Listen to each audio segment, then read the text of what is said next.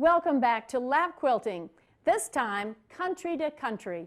We will explore quilt making on a global scale. Why, on today's show, we hop from Canada with Carol Godou to France for an interview with Martine House at Quilt Expo VII. Now, did you know that quilters have their own alphabet? We begin the how-to portion of our series with letters A and B right here in the Quilt Built studio. Could you imagine a more clever object? Warms the body, ignites the mind.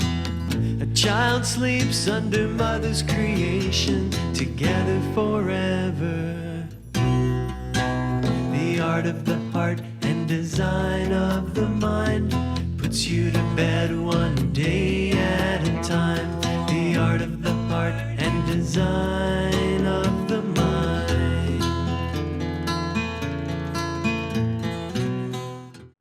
The quilt alphabet from A to Z is my focus on the how-to portion of the series. Now, with 26 letters in the alphabet, 2 on each show works out perfect. We're starting with A and B today. A is for album quilt, or friendship quilt, or autograph quilt. A quilt made to honor friends, family, or an occasion, quite often with group participation. The most classic of all autograph blocks is this one. And quite often, it's just waiting to be signed. Sometimes a stamp is put on, so a signature and a date can be included. As a remembrance of the series, I've cooked up my own special little rectangular block. It's made with 5 rectangles.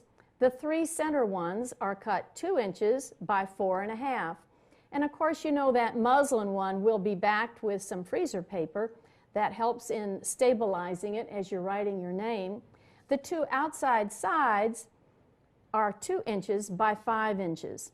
Those are the sides. And once they're stitched together, then it's all ready to be signed. And I would like to use a fine line permanent marking pen.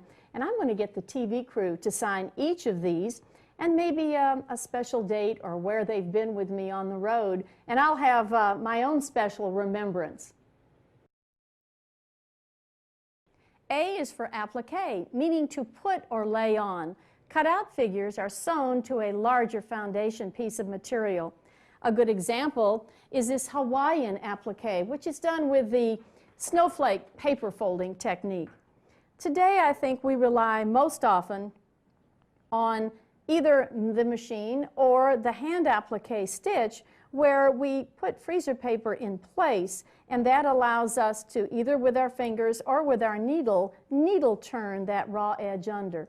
And of course, the applique stitch is nothing more than putting our needle into the foundation right under where that thread has come up, pulling your thread very tight and going in place. I have found an easier way to do 20 of these blocks. I like the fact that black satin stitching frames each of these pieces. So what I've done is cut out my freezer paper template, put it in place where it would be in a midpoint of my block, and then stitch a straight line of stitching on either side, knowing that I can cut away the excess with my lip scissors, and then removing the freezer paper and putting a paper stabilizer underneath, I'm ready to do a satin stitching. I would use that open toe embroidery foot, and I like to tighten my bobbin stitches by either adjusting the tension or sometimes threading that finger on my bobbin. And with my foot in place, I sometimes pick up that bobbin thread. I like to have it secured and know it's not getting tangled on the underneath side. And then I'm ready to just start my satin stitching. Notice that I'm covering the straight stitching, but going right into the foundation material. Who better to show off applique than Carol Godou from Canada? Each figure is treated individually as a paper doll and then put onto the foundation. The foxtrot, the tango, the swing have never looked better.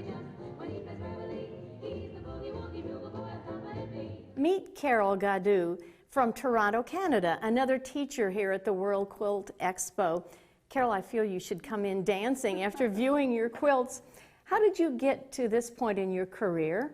Well, I started making quilts in 1972, and for about 10 years I made rather traditional patchwork quilts. But in the 80s, I started making pictorial applique quilts. My background is in the history of art, and this seemed to be a way to kind of blend my love of quilt making with my background in the history of art. And the first things I made were pictorial quilts of Henry VIII and his 6 wives, just basically taking the oil paintings of the period, the Holbein portraits, and trying to translate them as well as I could into fabric.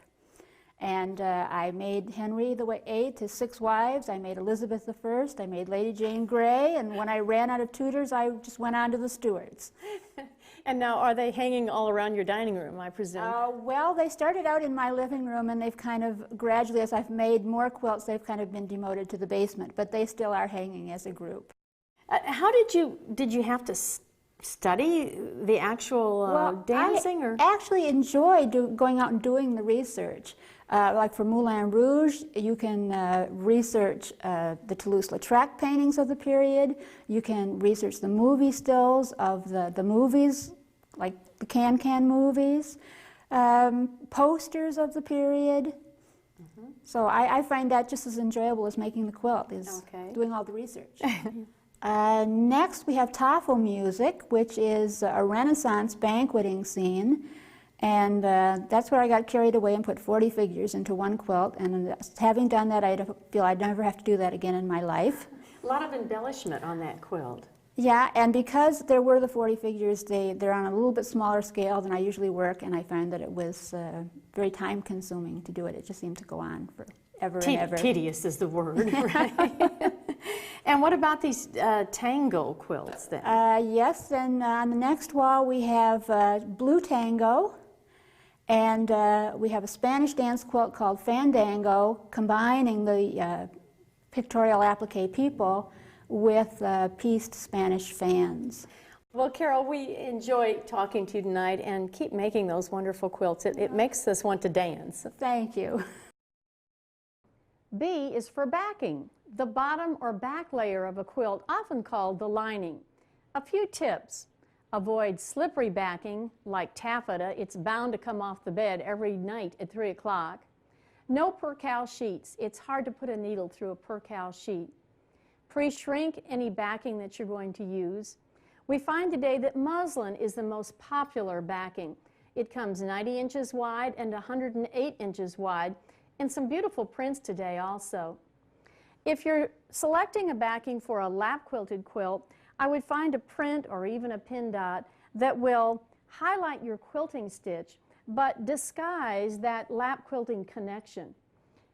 Light flowered prints that will show off your quilting stitch are really the best way to go. When you come to selecting print fabric and you're using two 45-inch wide fabrics, you want to avoid a center seam.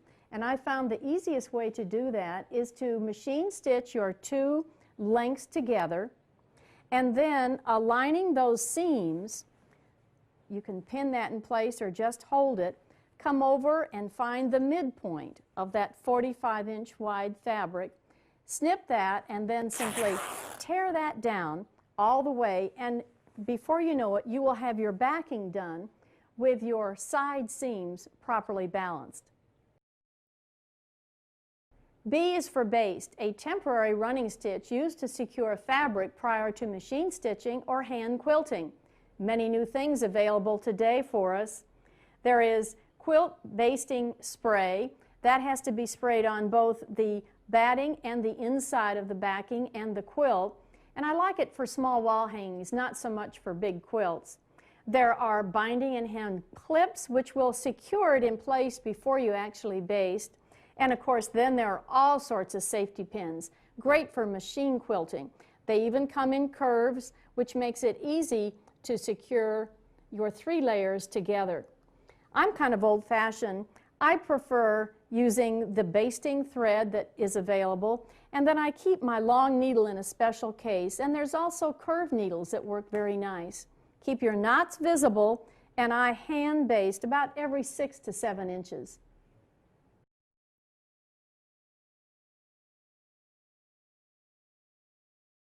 B is for batting, the filler or middle part of the quilt sandwich, which becomes the insulation.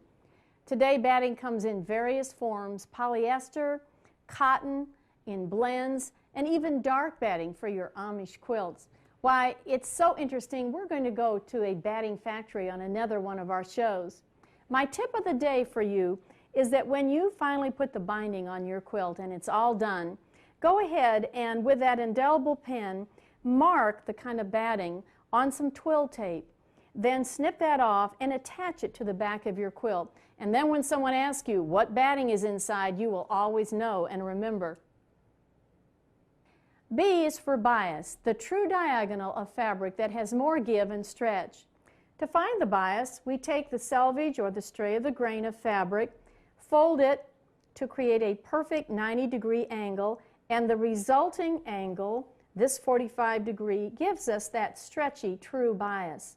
Today we rely more often on our rulers to try and find that true bias. 45 degrees are marked on our rulers. Line that with the selvage or the crosswise, and what results is a true bias. Now, this is a half of yard of fabric, the width being 45 inches about. When that is cut in half, we have 22 inches by 18, and that's what we refer to in the quilt world as a fat quarter, rather than taking the width of the fabric and cutting 9 inches. Somehow, we just seem to get more fabric this way. B is for binding, a narrow strip of folded fabric that is sewn to the outside raw edges of a completed quilt or a wall hanging. It's prepared either on the stray of the grain or the bias.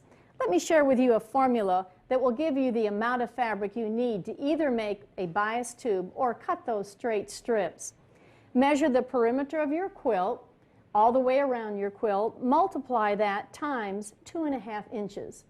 Once you get that amount, push the square root on your calculator.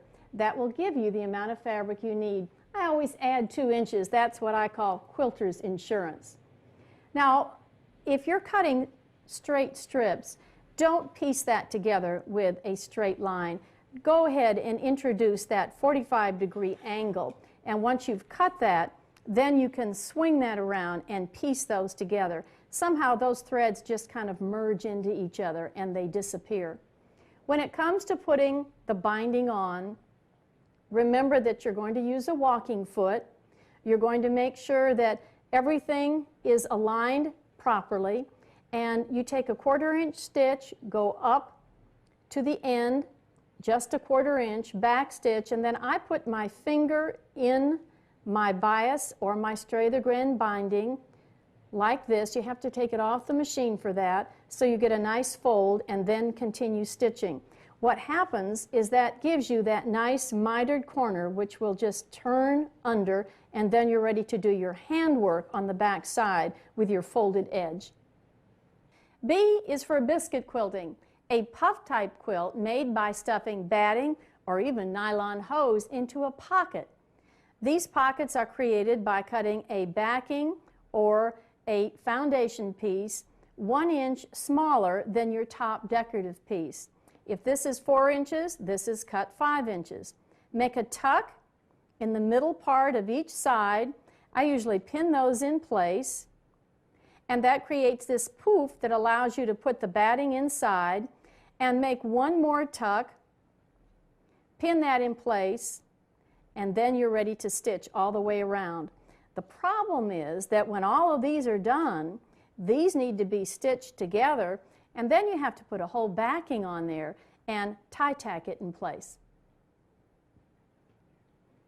B is for block, a unit of patchwork or applique, usually in a square form, that is repeated to construct the quilt top. All of us have collections of blocks, whether they're antique ones, whether they're ones that never quite made it into a quilt, star blocks, and even jar blocks. Why, you'll see some of these jar blocks put into a quilt at a museum in Tallahassee on our next show. B is for borders, panels that set off a block or an entire quilt where framing is necessary. Sailboat fabric frames sailboats. The most recent baby quilt done for, of course, a very special baby, Jonah woven Bonesteel, just born. So these are straight borders. They can be mitered or they can be squared off, or they can have square insets, as this little wall hanging has. B is for broidery Perse, cut out floral print applied to a foundation fabric with a reverse buttonhole stitch. Two examples here. A very primitive example in the little Dutch girl block, a more elaborate example in a beautiful antique quilt from the Charleston area. What is intriguing here are the dates, 1865, 1866, and 1864. You know it took a long time to do this quilt. We have a swifter way of doing it today. It's all built in my sewing machine, and it sure makes it nice. I just push number 329. The reverse stitch is already built in. I've got my black thread in gear, and I have cut out a floral print from a big floral print fabric. And if I were doing a border, I'm all ready to go. Then I just start stitching. I know that on the outside curve, I would turn, allowing myself to just keep on stitching. Now, we promised you country-to-country quilts. How about France? Well, I could not resist this fabric when we were in France, and actually we flew through Paris on our way to Strasbourg. Patchwork and Quilt Expo VII took place last spring in Strasbourg, France, and we were there. This city on the banks of the Rhine River was known for an area called Petite France, a great tourist attraction. There is color, there is beauty, there is design, but it's not a Monet or a Renoir exhibit. It is Quilt Expo VII in Strasbourg, France. Why, you can shop for quilts, buy supplies to make quilts, take lessons, and hear lectures. It is a quilt bonanza that starts in Houston, Texas, with the International Quilt Association. Carrie Bressenham, her able staff, and many European helpers once again have created a quilt mecca. Every time records are broken, I'm sure it's happened again. Let's see if we can spot a quilter.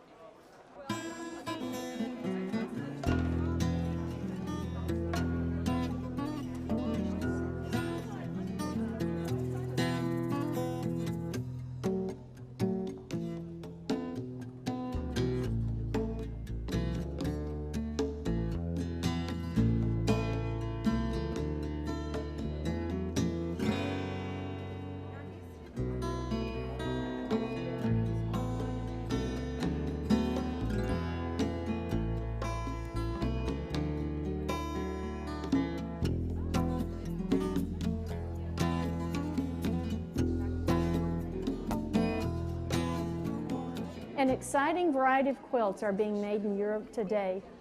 The exhibits at Quilt Expo sampled prize winners from every corner of the globe. Special exhibits showcased textile art created by members of the Patchwork and Quilt Expo faculty. It's there that we met an old friend. Just what is a French quilter who really lives in North Carolina doing back in France?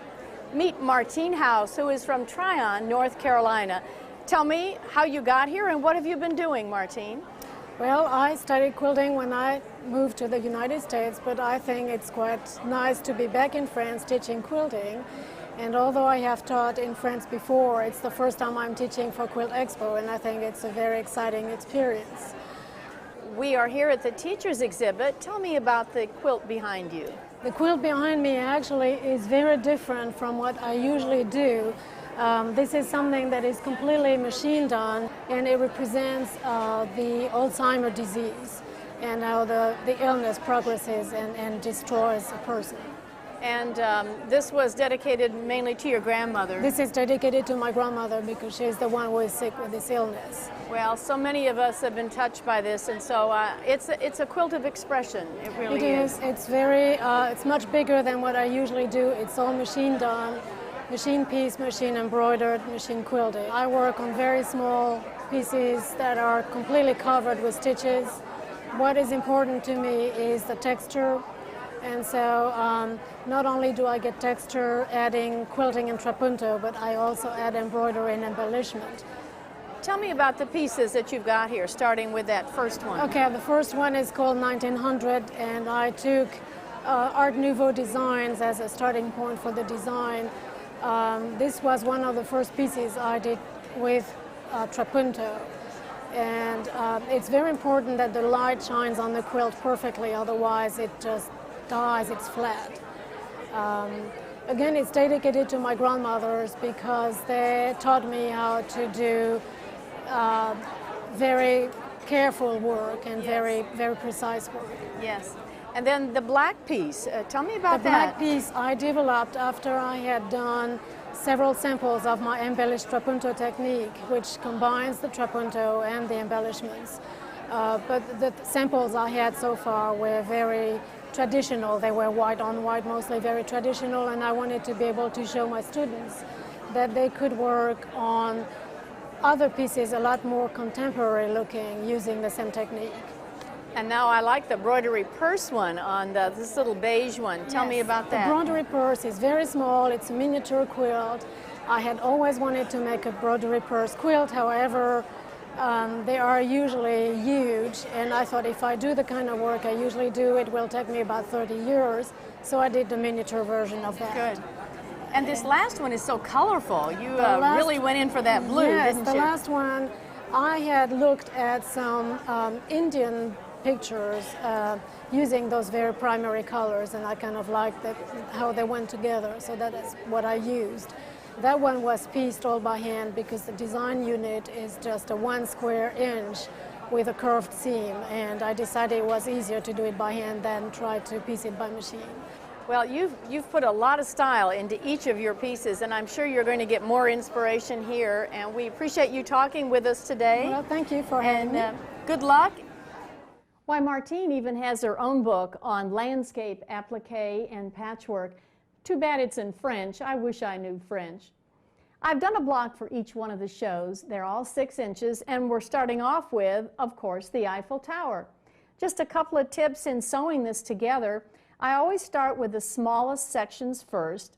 So it's a 2-patch. Once you get 1/2 done, then you'd sew the other half together. And I sew this small section right along here to the inside of the Eiffel Tower. It's a straight line. And then this is a curved line. I have found it best that concave area, you always walk into a cave. That's how I remember that that's the indented curve. That goes against the feed dogs. And I like to pin each end. I call it pin and peek. Pin, because there'll be a little dog ear that sticks out there, and then when you open that up, do you have a straight line there? That's really what you're looking for at both ends. Then you know that you're stitching in between those 2 pins. So once I have that lined up, knowing that I'm going to keep my raw edges even, then I'm ready to remove that pin and do my stitching. And sometimes just a little pointer or a seam ripper, just aligning that together as you're coming down will make all the difference as you're easing that into place. I like to use a patchwork foot, so I've got that good 1/4 inch, and you'd be surprised at how nicely that just eases into place. If you need to peek, I put the needle down in that fabric, and that allows me to keep my fabric stabilized all the way down. And once I've done the other half, then I can simply put each half together, and I'll have my Eiffel Tower. We'll see you next time on Lap Quilting when we travel to Florida. See you then.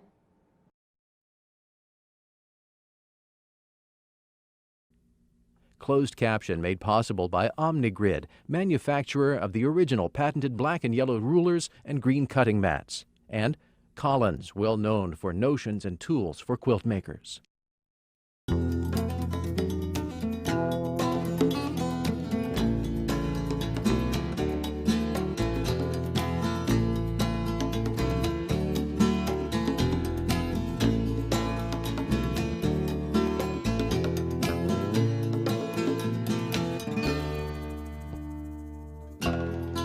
For more information about patterns and designs shown on this series, visit Georgia at www.georgiabonesteel.com.